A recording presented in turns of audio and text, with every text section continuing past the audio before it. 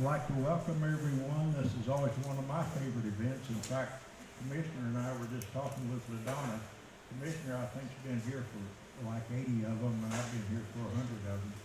But I'd have to say the food's always great, and the camaraderie is especially great. I'm Butch Freeman. I am the Oklahoma County Treasurer. So we're going to call this meeting to order. And Cassie, if I could get you please to do the roll call. Commissioner Lowe, Sakina Smith sitting for Commissioner Lowe. Clerk Marissa Treat, Sheriff Tommy Johnson III, Assessor Larry Stein, Here. Clerk Rick Warren, Commissioner Brian Mon, Here. Treasurer Freeman, Here. Commissioner Miles Davidson. Paul Foster for Commissioner Davidson. We have a quorum. Okay, thank you very much. Notice of this meeting was properly posted on April 22nd. At this time, we will have the Pledge of Allegiance, and if I could get the Commissioner to lead us forward.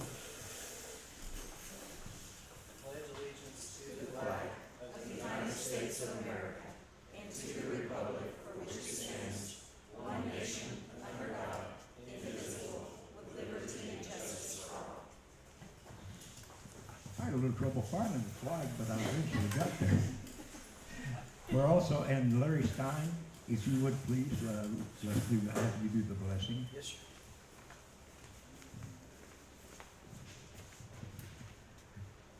Dear Father, thank you for bringing us all together today, and thank you for a wonderful April. Some of the things that we celebrated in April were dark days, and others were bright days. And as we remember the anniversary and the commemoration of the Oklahoma City bombing, we thank you that it was dark at first, and it turned into a light by us recovering and becoming a better city and a better state. We ask you to bless our leaders at the federal level, the state level, at the county level, and protect our law enforcement and our first responders.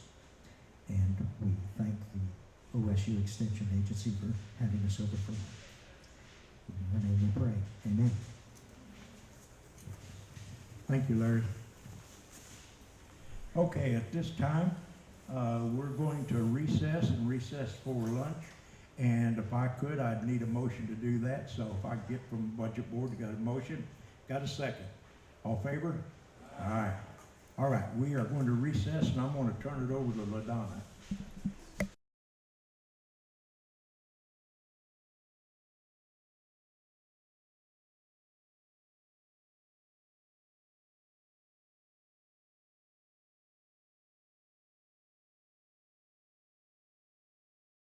And then you can make your way around, and then we also have drinks up here. So you guys just make yourself at home.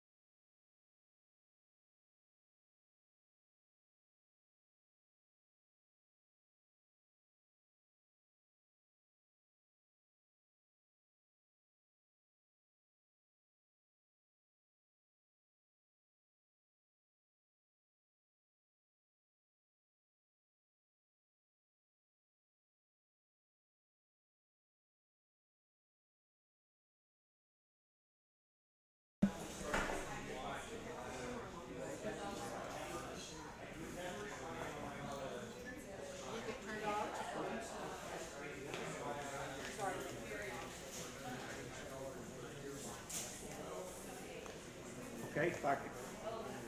I don't think we're hot yet.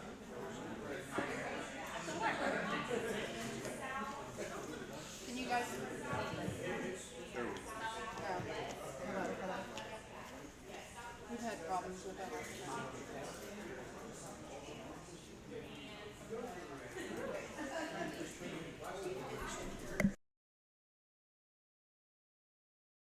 Testing.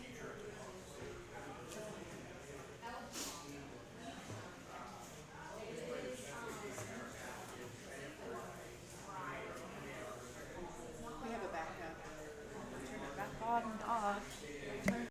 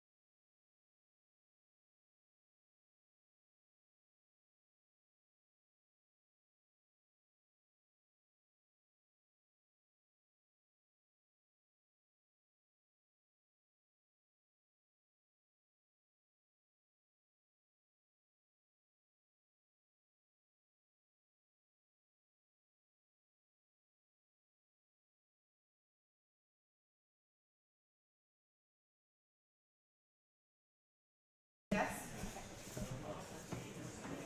Thank you, LaDonna. All right, at this time, we'll call the budget session back in, calls out of our recess and get back into our meeting. Do I hear a motion that we return? Got a motion? Do I have a second? Second. Got a motion and a second. All in favor? Aye. We're back in session. At this time, I'm going to turn it over to our hostess, the hostess who's always the bestest. Thank you. And anyway, so Ms. LaDonna, you and your people always do a great job. We appreciate you. So at this time, I'll turn it over to you for our program. Thank you, Butch. Appreciate that. Before we get started, I'd like to kind of introduce some of our OSU Extension staff for the ones that might be new.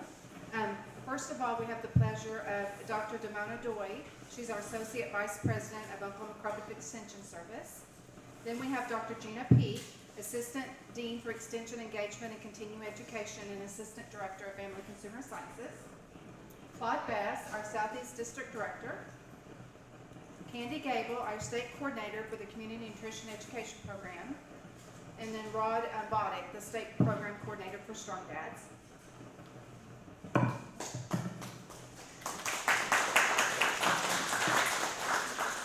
And then I'd like to introduce my staff. We have Lori Goodberry, our CNAP Area Coordinator. Taylor Connor, Family Consumer Science Educator. Lisa Hamlin, Family Consumer Science Educator. Joya Laughlin, Horticulture Educator. Mason Huddleston, Urban Ag and Natural Resource Educator. Serena Wood, 4-H Educator. Cody Yaunt, 4-H Educator. Danielle Cuss, 4-H Mental Health Specialist.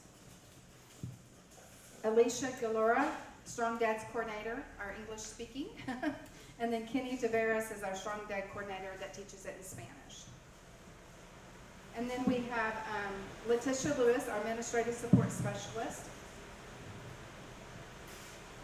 I think that's all that's here present today, our special guest. We have some other people, and they're going to be introduced when we get ready to do the program.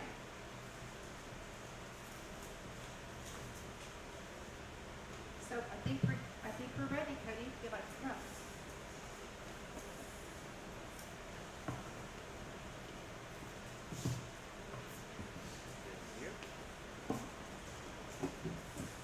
So it is my pleasure to introduce to you today Karen Potter.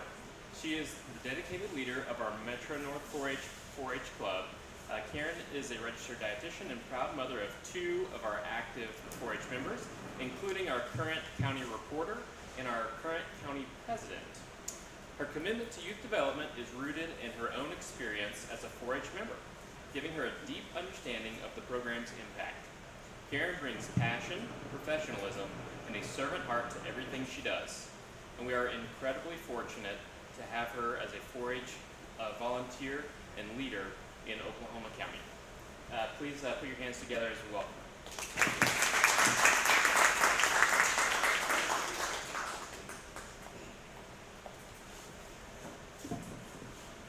Thank you, Cody, and good afternoon. Thank you so much for the opportunity to speak to you today. As a parent and lifelong advocate of the 4-H program, I'm honored to share what this organization has meant to my family, and why continued support for the 4-H is one of the best investments that we can make in our youth, our communities, and our future. While preparing for today's meeting, I was also helping my 14-year-old son get ready for Oklahoma State 4-H Ambassador Selection Day. As he read aloud the Extension 4-H Youth Development Strategic Plan, a single line caught my attention. Achievement of this mission will result in capable, competent, and caring citizens. As I listened, I realized that that isn't just a vision. It's a reality. I see it every day in my children. My oldest is finishing up her junior year of high school, and as we head into her senior year, I can honestly say that she is the product of that mission. She is capable, she is competent, and she is deeply caring. Exactly what our communities need more of. But the impact of 4-H in our family didn't start with my children.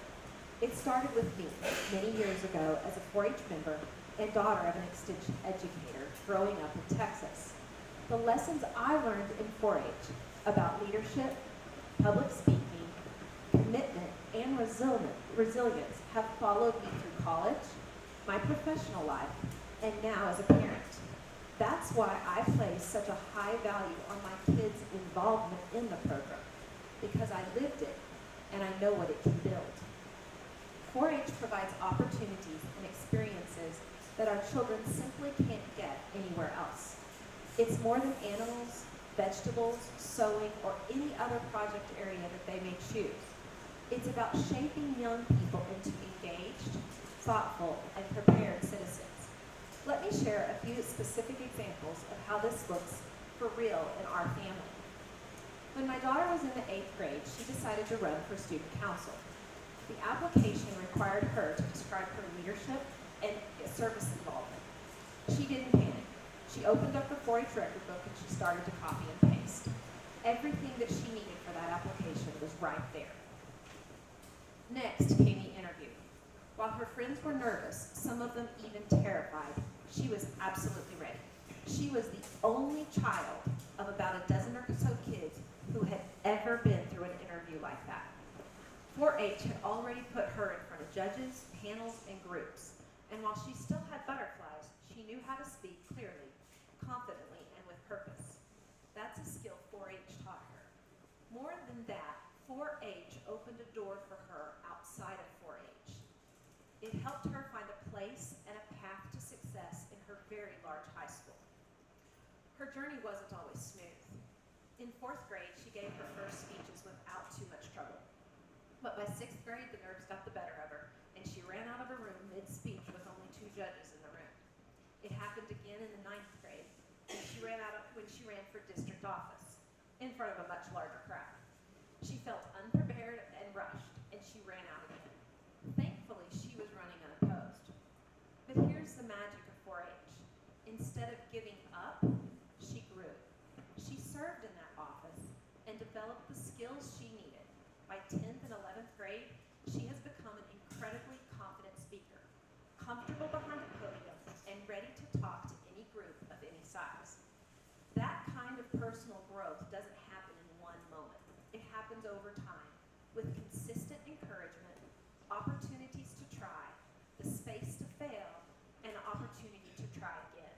That's what 4-H gave her. Now let me tell you about my son. School hasn't always been easy for him. He was diagnosed with a learning disability early on, and it shook his confidence, especially in the classroom and in anything that was around his school peers. But 4-H gave him another place. It offered him a space where he wasn't defined by grades or academic He found a group of adults and peers who didn't see him as a struggling student, but as a capable teammate. He felt safe here and he felt valued here. The strategic plan says 4-H youth will feel the personal pride that comes from achievement. I've seen that firsthand with him. As he's grown, so has his understanding, not just of his own potential, but of the broader mission of 4-H. He's now asking questions about how 4-H operates, who the leaders are, how funding works, and how partnerships are formed. He wants to connect, contribute, and be part of the long-term sustainability of this organization. That's the kind of citizens 4-H is building. I would have loved for him to be here today, but he had 2 tests. So sometimes the classroom does have to take priority. 4-H isn't just about skills. It's about opportunities. My kids are already exploring and have even earned some scholarships. 4-H has shown them that these are not handouts, they're earned. They've learned that the hard work, leadership, and community engagement opens doors. These are life's lessons that extend far beyond any classroom. Research backs this up. Youth who participate in 4-H are 2 times more likely to feel positive about their overall well-being, 3 times more likely to feel competent, 2 times more likely to make healthy choices, 2 times more likely to pursue science outside of the classroom, and 4 times more likely to make a positive contribution to their communities. Think about that. Every 4-H youth we support has the potential to ripple that impact into our community. 1 confident speaker teaches a class, 1 civic-minded teen starts a garden, 1 young leader brings others into public service. The vision of 4-H is that Oklahoma will lead the nation in preparing youth to become catalysts for positive change. Those are not just words on paper. It's a goal we are already reaching right here in our county through our youth. So today I'm not just asking you to continue funding 4-H, I'm inviting you to see it for what it really is, an investment in the kind of future we all want. A future built by young people who are confident, capable, and caring. But it's important to understand that our kids excel more when there is stability and growth within the program.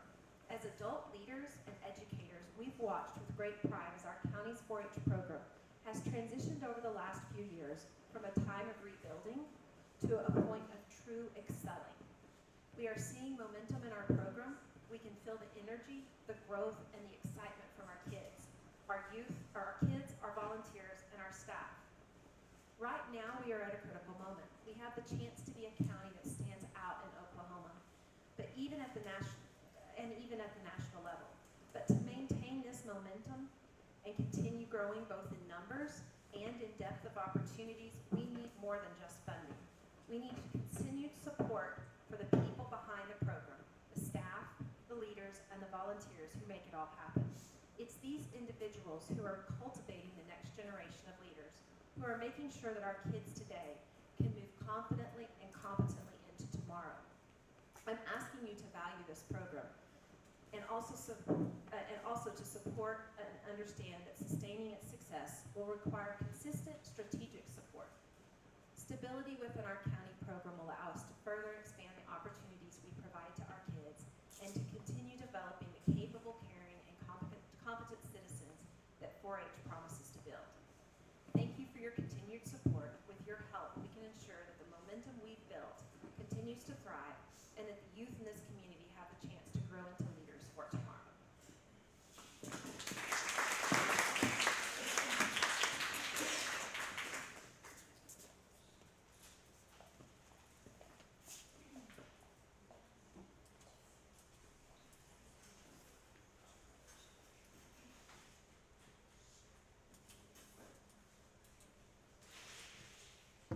Can you hear me now?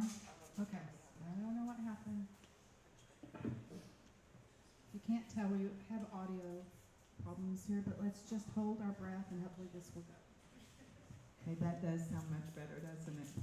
Thank you for that wonderful story on 4-H. Good afternoon. My name's Lori Goodberry, and I'm the area coordinator for the Community Nutrition Education Program. I cover a 5-county unit, but in our Oklahoma County alone, we have 5 nutrition education assistants, that go out and carry on our mission to educate and empower limited resource Oklahomans to improve their nutrition and their physical activities. So we're a nutrition-based program to low-income people. Some of our data from fiscal year 2024, we educated with our 5 NEAs, so keep that in mind. We educated 215 adults that reached 597 family members, with 914 youth covered in in-school programs, after-school programs, and alternative education programs. Some of our statistics, participants reported 97% improvement in their diet quality during the programming, and 94% improved their food resource management during the program. But today I'm here to introduce one of our partners. And our partner with Latchkey Children's Services, that is led by Rosanna Reynolds, and I hope I get her name right, and I'm just going to give you a little a tidbit. She was one of my students, and my NEA came to me and she says, I met a lady with Latchkey and her name is Rosanna Reynolds, and I was like, Rosanna Barrett is her name, and she was one of my kids, so we go back a long ways. We won't talk about what year that was. Rosanna and Mary, who is a retired educator that came aboard as an NEA, were instrumental in building this partnership where we could include the Kick It Up program in 17 of their Latchkey programs over this school year. So Monday through Thursday, one of my NEAs are in a Latchkey program every day. This summer, we're going to award the Latchkey Services the Friend of CNEP Award. And so I'm going to go ahead and hand this over to Rosanna and let her tell you more about our partnership from their aspect.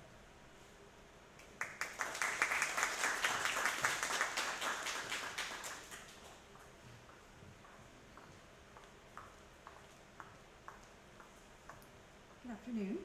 My name is Rosanna Reynolds with Latchkey. Thank you, Lori. I'm the compliance and HR specialist for our company. Latchkey Child Services incorporated in 1992. So we've been around for quite some time. In that year, we piloted 2 Mid-Del schools in the Oklahoma County, and we currently serve 23 elementary schools over 7 districts in the state of Oklahoma. We provide before and after school care to elementary age students. The age range is 4 to 12 years old.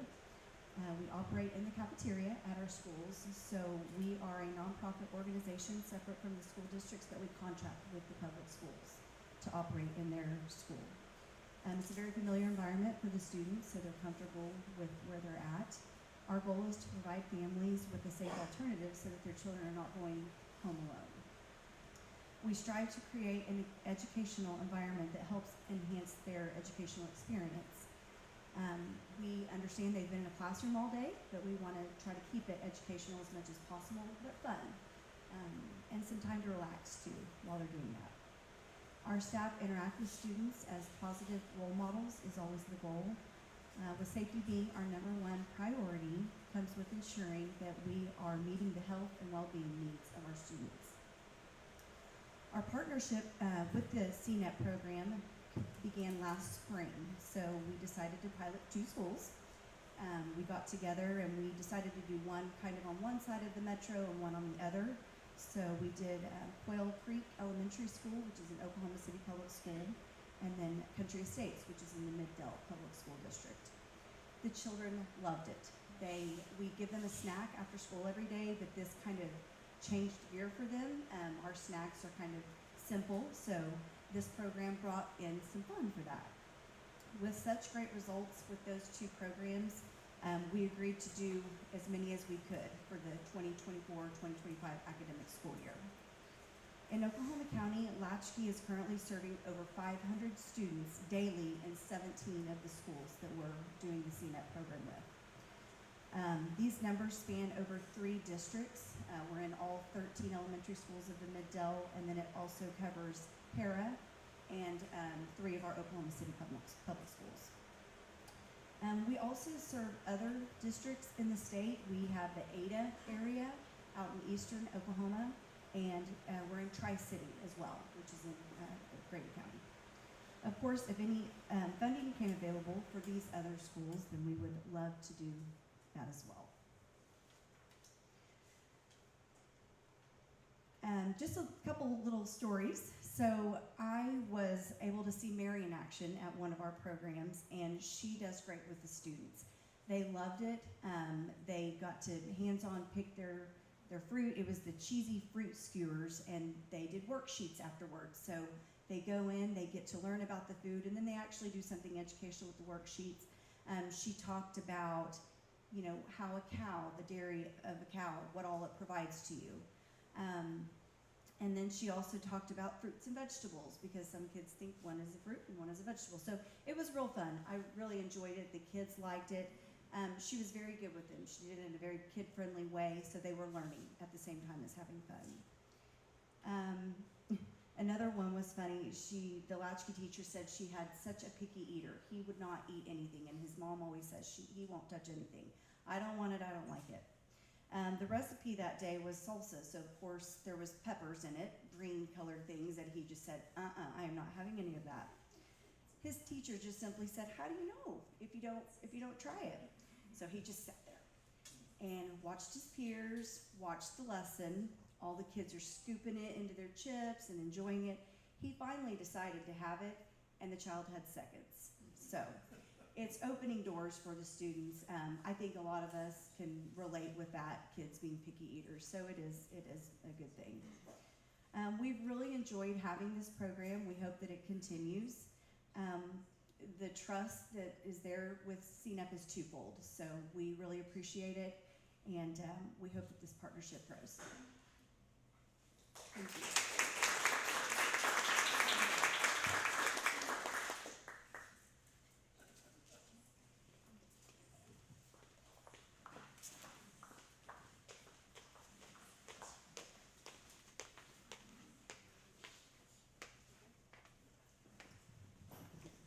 Hello everybody, I'm Alicia Galera and I am the English coordinator for the Strong Dads program.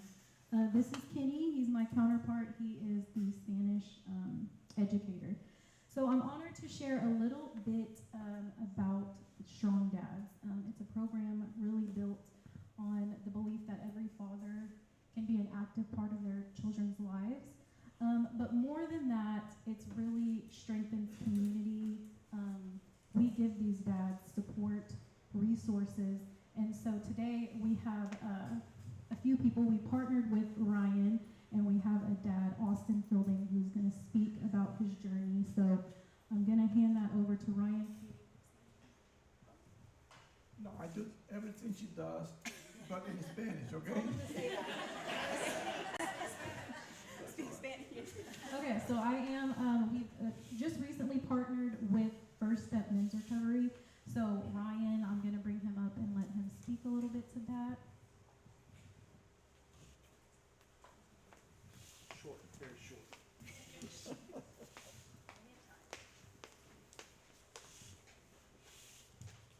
I'm sorry to say I do have to put on my glasses.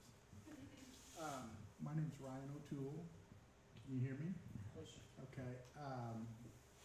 I'm the Chief Development Officer for First Step. How many of you have ever heard of First Step? I know Commissioner Mon and many of you others.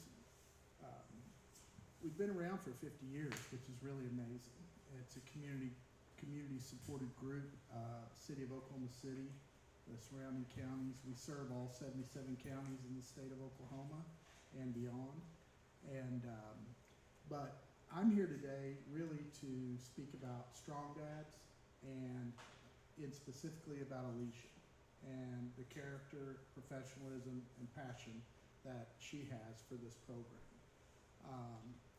I served on the board at First Step for 20 years and recently joined them as their development officer. Like many other nonprofits, we're facing some challenges with funding. We have a capital improvement program going, and so I came aboard as a development officer. I've lived and worked in Oklahoma basically all my life. Been a salesman, sold sponsorships for the Thunder for 15 years, for the State Fair for a bit. My father ran the fairgrounds for 20 years. Very familiar with 4-H and the strength of those programs. When you go to meet a 4-H young person, they shake your hand, they look you right in the eye, and you know something's different about those individuals. So recently, our executive director, Jennifer Francis, asked me to join and help them. We're building a new men's kitchen that'll be much like this beautiful thing. We're currently serving 86 men out of an old barracks that we got from Fort Sill 60 years ago. And one of the things that really struck me about this program is the character traits and the teachings are the same things that we're trying to teach the men and women that go through our First Step programs. It's kind of crazy to think that somebody wouldn't have learned how to cook and clean and shop for themselves, but grow to the age of 35 or 40, end up addicted to alcohol or drugs and be incarcerated. But it happens. And had they had a strong dad, maybe it wouldn't have happened. So, you know, what we're trying to do is provide these opportunities to the men that are at First Step. I'm very grateful to be here today and to tell a little bit about our story, but also to highlight the strong things that are going on with Strong Dad's program. Our mission at First Step is to increase sobriety and decrease incarceration, recover lives through First Step, and the PIA program. The PIA is a detox, and we run that for the City of Oklahoma City Police. It's down on Linwood, and if someone's arrested that's intoxicated but nonviolent, they get to sleep for 10 hours in our detox, and we get them back home without getting them involved and taking up the valuable resources at the county jail. And so that's the whole purpose of that program. And just to give you a little scale, we get about 400 a month through there. At First Step Men's program, we'll serve 200 to 300 men annually. It's a 6-month program. They can live with us for up to 2 years. They work while they're in there, and that's how we pay for the program. Is they work, their wages then cover the cost of running the program. Once they graduate, we try to find them jobs and help them have sustained long-term sobriety. That's the catch. A lot of places give you a 30-day or 60-day treatment. They send you right back home, and oftentimes the individuals fall right back into their old behaviors.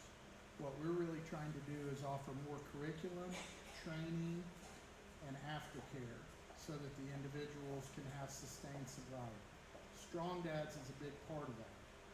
One of the things that many men tell us is, I don't know how to handle my feelings. Something happens. My release is to treat it with alcohol or the drugs. Well, that's not what we want. We want people to be able to deal with their feelings and be able to process them. Strong Dads gets into that. That's one of the skill sets you learn.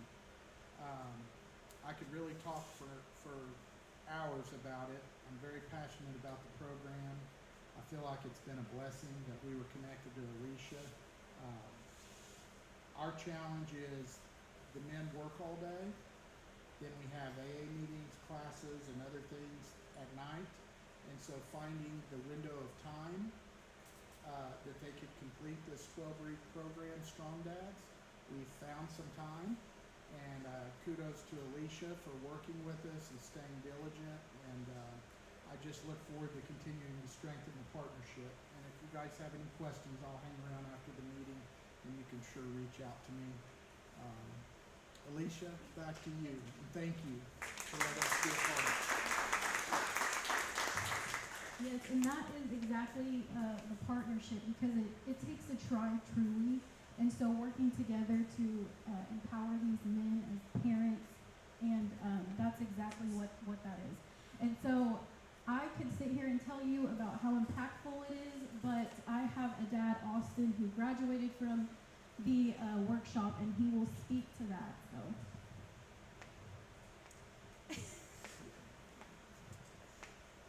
Thank you. My name's Austin Fielding. I'm a graduate from the Strong Dads program, and I think we're all aware of the high divorce rate that's in Oklahoma. And there's no lonelier and tougher day. Let me try not to get choked up here. There's no lonelier day than the days that you wake up after your kid's no longer there. and having to fight for that. And I found the program right as this was transitioning in my life, and to be able to have a group and a community of people who are going through the exact same thing as you are, and you're realizing you're not in this alone, that there is hope, there's something on the other side of that, and to learn the skills, daily disciplines, habits of how to cope with things. It was just amazing. I was looking forward every day through the whole week to my Thursday class at 6:30, and just couldn't wait. And then the bonus of a free meal there too is so you didn't just one less thing to worry about in the week. I could just get my butt in there and then learn. And it was a godsend. And I really thank you, Alicia, for being there. She kept her door open to me multiple times. I've come into her crying into her office, and just she opened her heart and opened her doors to me, and I really appreciate that. And I appreciate everybody here who's helped support the program. Thank you.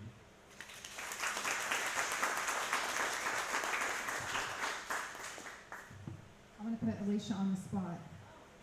And she's got bragged on, she's gonna have, so tell them a little bit, because not just is it a 12-week program, but tell them what else you provide for your dads.